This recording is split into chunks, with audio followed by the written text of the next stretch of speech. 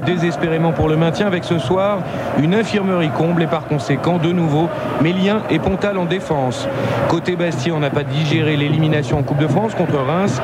Les pendules ont été remises à l'heure dans la semaine. Antonetti passe l'un de ses derniers matchs en tribune et début de match stéphanois avec cette frappe de Pedron à 25 mètres juste au-dessus des buts gardés par Peneto. Durand est toujours blessé. Réaction bastiaise avec Clayton, le centre au deuxième poteau, la tête de nez là aussi, c'est au-dessus. Né et André retenu en équipe de France à prime pour jouer jeudi contre l'Allemagne.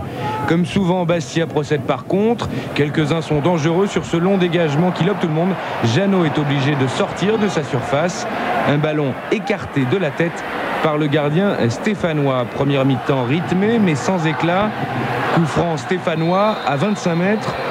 Potillon et Pedron sont près du ballon. Finalement, c'est Pedron qui frappe et qui trompe Peneto. L'ouverture du score stéphanoise et le quatrième but de Pedron, même si on le voit sur ce ralenti, le ballon est légèrement dévié. 1-0 donc pour Saint-Etienne à la mi-temps et réaction bastiaise avec une nouvelle intervention de Jeannot loin de ses bases devant Ney, tacle impeccable. Jeannot a même la lucidité de replier immédiatement la jambe pour ne pas accrocher l'attaquant bastiais.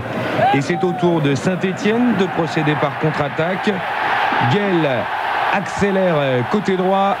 Le centre de Guel au deuxième poteau pour la tête d'Alex. Relativement discret jusque-là.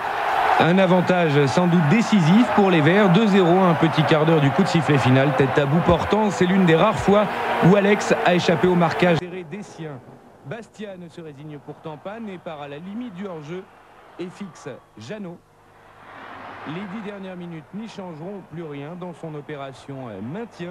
Saint-Etienne marque 3 points.